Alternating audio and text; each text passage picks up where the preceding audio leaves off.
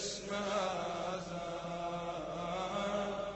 دل به غم دادی حضرت لا حول ولا قوة إلا بالله العلي العظيم.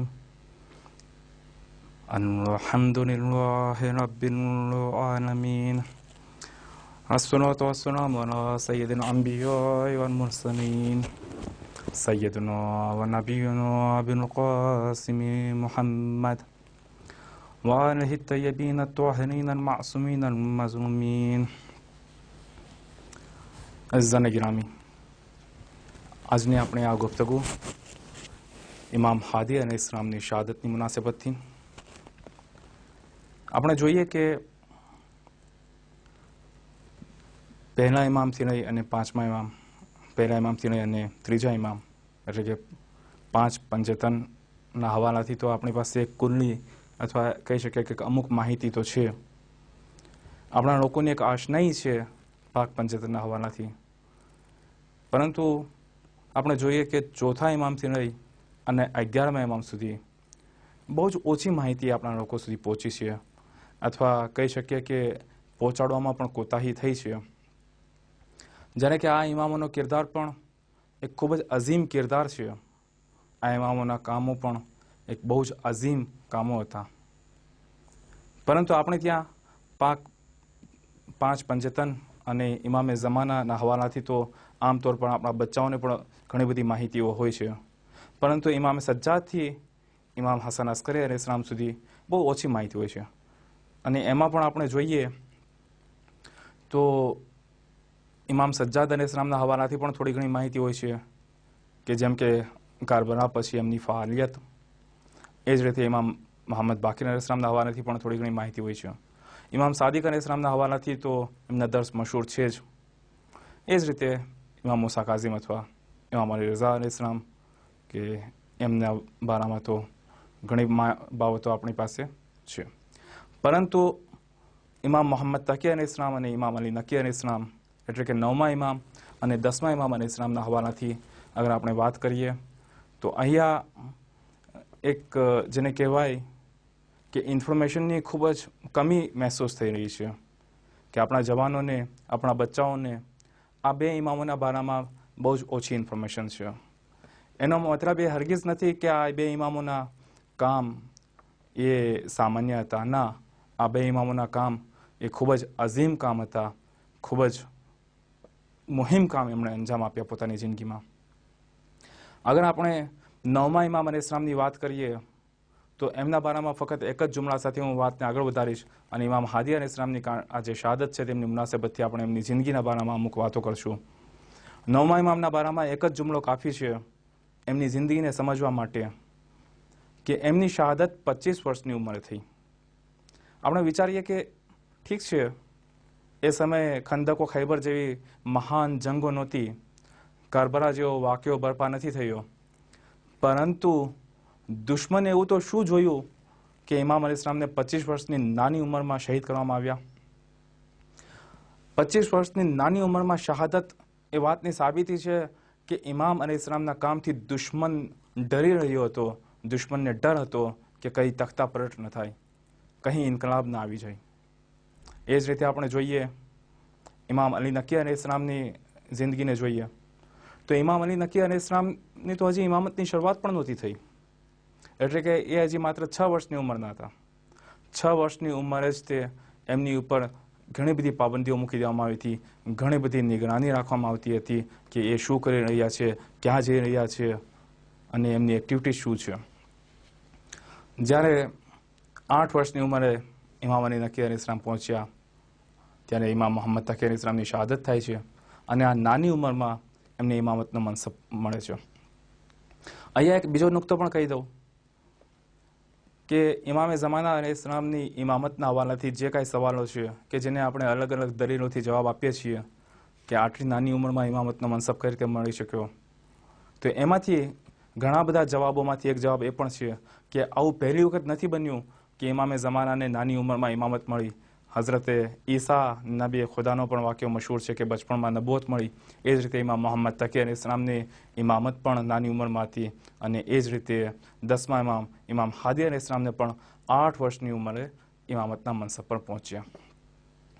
અહીંયા આપણે ઇમામ હાદી અલૈહિસ સલામની જિંદગીને જોઈએ તો એમને પણ એ 33 વર્ષની ઇમામત અને લગભગ 41 વર્ષ અને અમુક મહિના પછી એમની શહાદત એ વાતની સાબિતી છે કે 41 વર્ષની ઉંમર કે 42 વર્ષની ઉંમરે એમની શહાદત એ ઇમામ અલૈહિસ સલામના શું અઝીમ કામો હશે કે દુશ્મન એનાથી એટલો ડરી ગયો કે એમને જવાનીમાં તે શહીદ કરવામાં આવ્યા. ઇમામ અલૈહિસ સલામની જિંદગીને આપણે જોઈએ તો 6 ઝાલિમ હુકમરાનનો સમય જોયો છે ઇમામે. 6 ઝાલિમ બાદશાહોનો સમય જોયો છે ઇમામે. અને એ કેવા બાદશાહ હતા, કેવા ઝાલિમ હુકમરાન હતા કે પોતાની હુકુમત માટે, પોતાના ફાયદા માટે આપસમાં એકબીજાના કતલ કરતા હતા. કહેવાય છે કે એક ઝાલિમ બાદશાહને તો એના દીકરાએ જ તે કતલ કર્યો, તો એકને એના ભત્રીજાએ કતલ કર્યો. આપણે વિચારી શકીએ કે જે લોકો આપસમાં કતલો આમ કરતા હોય એણે ઇમામ અલૈહિસ સલામ ઉપર કેટલો ફિશાર આપ્યો છે, ઇમામ અલૈહિસ સલામને કેટલો પ્રેશર આપ્યો છે, ઇમામ અલૈહિસ સલામની ઉપર કેટલી પાબંદીઓ મૂકી હશે કે જેથી પોતાની ખિલાફત બચી રહે, પોતાની સિયાસત બચી રહે, પોતાની હુકુમત બચી રહે. અગર આપણે ઇમામ હાદી અલૈહિસ સલામની જિંદગીના એ સમયની વાત કરીએ તો સૌથી પ્રથમ આપણને જોવા મળે છે કે ખલીફાઓની હૈબત અને અઝમતનું એક પતન થઈ ચૂક્યું હતું.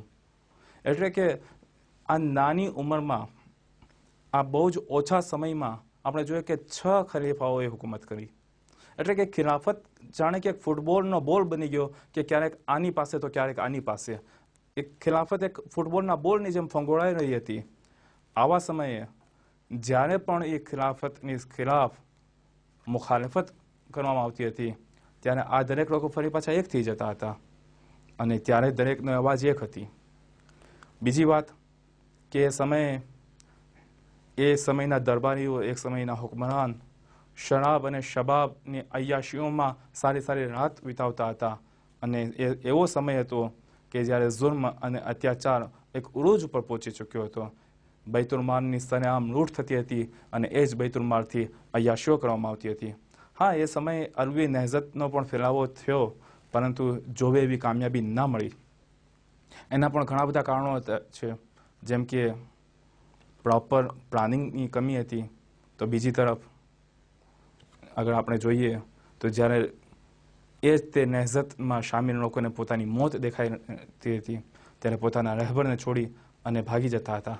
અહીંયા આપણા માટે પણ એક દર્શ છે કે મોતને જોઈ અને આપણે રહેબરનો છોડી દઈએ તો આપણો પણ શુમાર એ જ ભાગાડવામાં થશે, એ જ ભાગનારાઓમાં થશે. ઇમામ હાદી અલૈહિસ સલામની મદીનાની એ સિયાસી એક્ટિવિટીઝને ધ્યાનમાં રાખી અને એમને સામરા બોલાવવામાં આવે છે કે જેથી એમની એક્ટિવિટીઝ ઉપર કંટ્રોલ કરવામાં આવે. સામરા કે કોઈ એક શહેર કે એવું ન હતું, એક ફૌજી છાવણી હતી. ત્યાં ઇમામ હાદી અલૈહિસ સલામને બોલાવવામાં આવે છે, ઇમામ હાદી અલૈહિસ સલામને લાવવામાં આવે છે, પરંતુ કોઈ સારી વ્યવસ્થા, કોઈ સારું ઘર નથી આપવામાં આવતું, પરંતુ એક બહુ જ મામૂલી અને ઇમામને તહેકીર કરવાના ઉદ્દેશથી, ઇમામને નીચા દેખાડવાના ઉદ્દેશથી એક હલકી જગ્યા એમને રોકાવામાં આવે છે અને કહેવામાં આવે છે કે હજી ઘર તૈયાર નથી થયું. ઇમામ ઝાહિરન આઝાદ હતા, પરંતુ ઇમામને ચારે તરફથી બંદિશ હતી. ઇમામ ક્યાં જઈ રહ્યા છે, કોની મુલાકાત કરી રહ્યા છે, શું વાત કરી રહ્યા છે, કોણ એમને મુલાકાત કરવા માટે આવી રહ્યું છે, એ દરેક વસ્તુ પર નિગરાની કરવામાં આવતી હતી. એટલે કે ઝાહિરી જિંદગી ઇમામની અગર આપણે જોઈએ તો એ આઝાદ જિંદગી હતી, પરંતુ હકીકતમાં એ કૈદી જેવી જિંદગી હતી. એ સમયે ઇમામ અલૈહિસ સલામે શું કર્યું? ઇમામ અલૈહિસ સલામ જાણતા હતા કે આ સમય કોઈ ટૂંકો સમય નથી, પરંતુ આ સમય આગળ પણ ખેંચાશે. એટલે કે ઇમામે ઝમાનાનો સમય પણ એવો જ આવશે કે જ્યારે ઇમામથી મુલાકાત કરવી મુશ્કેલ થઈ જશે. તો એ સમયે એટલે કે ઇમામે ઝમાનાના સમયની પણ તૈયારી ઇમામ હાદી અલૈહિસ સલામે કરી અને ઇમામ હાદી અલૈહિસ સલામે બતાવ્યું કે જ્યારે ઇમામ પડદે ગૈબમાં હોય અથવા ઇમામની મુલાકાત શક્ય ના બને ત્યારે કઈ રીતે ઇસ્લામ, હકીકી ઇસ્લામની ઓળખ કરવી. ઇમામ હાદી અલૈહિસ સલામે જગ્યાએ જગ્યાએ પોતાના વકીલોને મુંતખબ કર્યા, જગ્યાએ જગ્યાએ પોતાના વકીલોને મોકલ્યા. એ વકીલ ડેફિનેટલી માસૂમ નહોતા.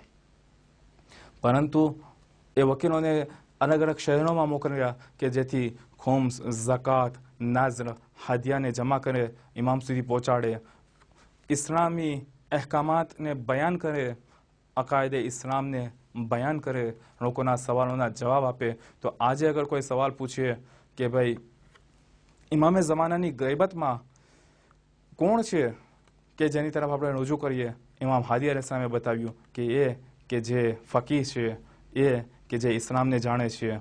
ખુદે ઇમામ હાદી અલૈહિસ્સલામે આ કામ પોતાની જિંદગીમાં અંજામ આપ્યું કે જગ્યાએ જગ્યાએ પોતાના વકીલોને મોકલ્યા અને આ પોતાની નાયબ તરીકે એ ખુમ્સ, એ ઝકાતને જમા કરાવ્યો. આપણે જોઈએ કે ઇમામ હાદી અલૈહિસ્સલામના બારામાં આટલી પાબંદીઓ હોવા છતાં પણ, દરેક રીતની મુશ્કેલાત હોવા છતાં પણ કોશિશ કરવામાં આવી કે લોકો ઇમામ હાદી અલૈહિસ્સલામને ના ઓળખે, લોકો ઇમામ હાદી અલૈહિસ્સલામને ના જોઈ શકે, લોકો ઇમામ હાદી અલૈહિસ્સલામનું નામ ના સાંભળી શકે. દરેક જાતની કોશિશ, દરેક જાતની પાબંદીઓ કર્યા પછી પણ દુશ્મન ઘણી વખત એવી સિચ્યુએશનમાં ફસાતો હતો કે એને મજબૂરીમાં ઇમામ હાદી અલૈહિસ્સલામને બોલાવવા પડતા હતા અથવા ઇમામ હાદી અલૈહિસ્સલામને યાદ કરવામાં આવતા હતા. એ જ રીતે ઘણા વાક્યા મશહૂર છે, જેમાંથી એક અથવા બે વાક્યા કે મારા સમયની અંદર ઇન્શાઅલ્લાહ સમાપ્ત કરું. કે ઇમામ હાદી અલૈહિસ્સલામને એક વખત ખત લખવામાં આવે છે. વાક્યો કંઈક એવો હતો કે મુતવક્કિરના સમયમાં એક મસીહી, એક ઈસાઈને ગિરફ્તાર કરવામાં આવે છે કે એક મુસલમાન औरत સાથે ઝિના કર્યા છે. જ્યારે મુતવક્કિલ કહે છે કે આને સજા જાહેર કરવામાં આવે, ત્યારે જ્યારે દરબારી મૌલવી કે દરબારી ફકીહ જે બેઠા હતા, ત્યાં કહી શકીએ કે હુકુમતના ચાપલુસ મૌલવી જે બેઠા હતા, એ લોકોએ પોતાના ફતવા સંભળાવવાનું શરૂ કર્યું, એ લોકોએ હુકમ સંભળાવવાનું શરૂ કર્યું. પરંતુ એ લોકો પોતાનો હુકમ સંભળાવે એ પહેલાં જે મસીહી, ઈસાઈ ઇસ્લામ કબૂલ કરી રહી છે. જ્યારે ઇસ્લામ કબૂલ કરી રહી છે ત્યારે આ લોકોના ફતવાઓમાં એક વિરોધાભાસ જોવા મળે છે. કોઈ કહે છે કે એને માફ કરી દેવામાં આવે કારણ કે ઇસ્લામ કબૂલ કરી લીધો, એણે ગુનાહ કર્યો એ સમય ઇસ્લામમાં ન હતો, એ સમયે ઇસ્લામ મઝહબ પર ન હતો. તો કોઈ કંઈક બીજી સજા સંભળાવે છે, તો કોઈ કંઈક બીજી સજા સંભળાવે છે. ત્યારે મુતવક્કિલ મજબૂર થાય છે કે આ સમયે શું સજા આપવી. અને ઇમામ હાદી અલૈહિસ્સલામને પૂછવામાં આવે છે કે આ સમયે શું સજા આપવામાં આવે. ત્યારે ઇમામ હાદી અલૈહિસ્સલામ જવાબમાં કહે છે કે એને એટલા કોરડા મારવામાં આવે કે એની મોત થાય.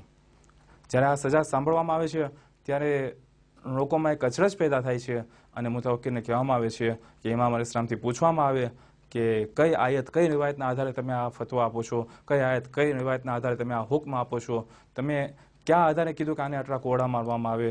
ત્યારે ઇમામ હાદી અલૈહિસ્સલામ જવાબમાં ખત લખે છે સૂરે ગાફિરની આયત નંબર 84-85 કે જેમાં કુરાનમાં પરવરદિગાર ફરમાવે છે કે જ્યારે અઝાબને જોઈ અને એ લોકો ઈમાન લાવે છે ત્યારે એ ઈમાન કંઈ કામનું નથી.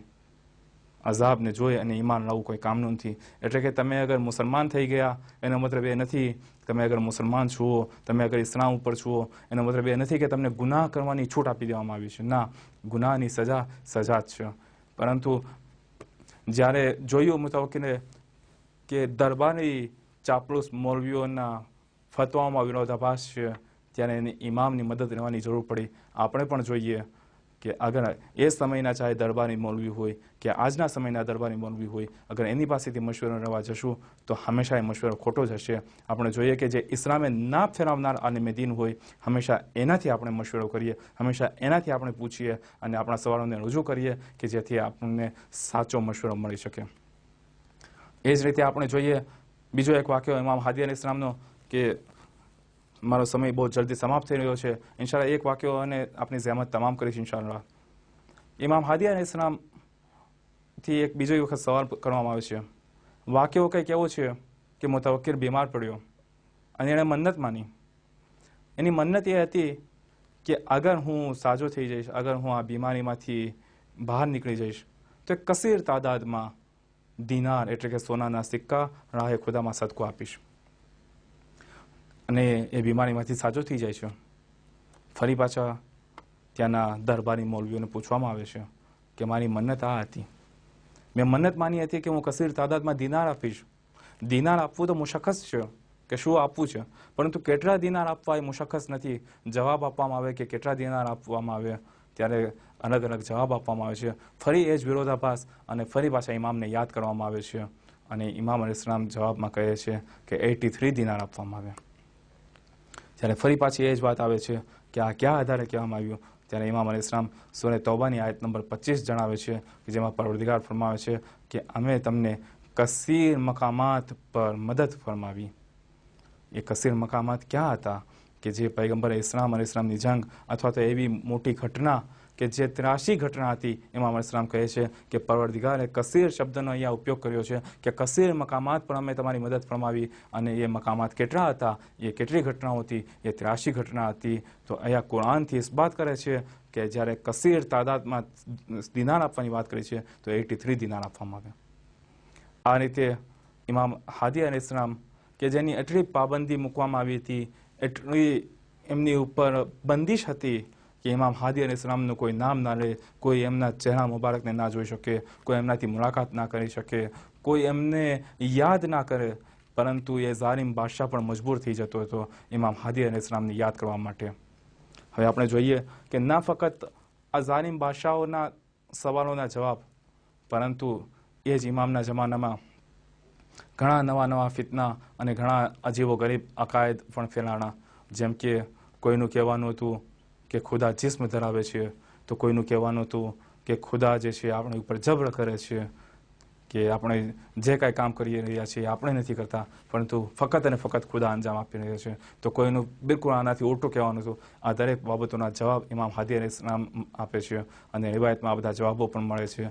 એ જ રીતે એ સમયે ના ફક્ત આ બધા અકીદા, પરંતુ સાથે સાથે કહેવાતા શિયા કે જે ગુલુ કરતા હતા ઇમામ અલૈહિસ્સલામની શાનમાં, જે ઇમામ અલૈહિસ્સલામને મકામને એ તૌહીદના મકામ સુધી પહોંચાડી દેતા હતા.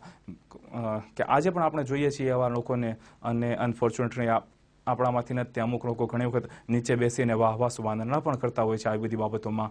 ત્યારે ઇમામ અલૈહિસ્સલામના જમાનામાં જ્યારે આ વાતની શરૂઆત થઈ તો રિવાયતમાં મળે છે કે ઇમામ અલૈહિસ્સલામે બાકાયદા એ લોકો ઉપર લાનત કરી છે અને એ લોકોને ધિક્કાર કર્યો છે, એ લોકોથી તબરા કર્યો છે કે હકીકતમાં તૌહીદ એ તૌહીદનું મકામ છે, એ મકામે કોઈ નથી. તો આ ઇમામ અલૈહિસ્સલામની જિંદગીનો સારાંશ કે જે આપની સમક્ષ રજૂ કર્યો કે છ ઝાલિમ બાદશાહોની નીચે, છ ઝાલિમ બાદશાહોના શમશીર અને એની તલવારના સાયામાં ઇમામ અલૈહિસ્સલામે પોતાની જિંદગી કઈ રીતે ગુજર કરી.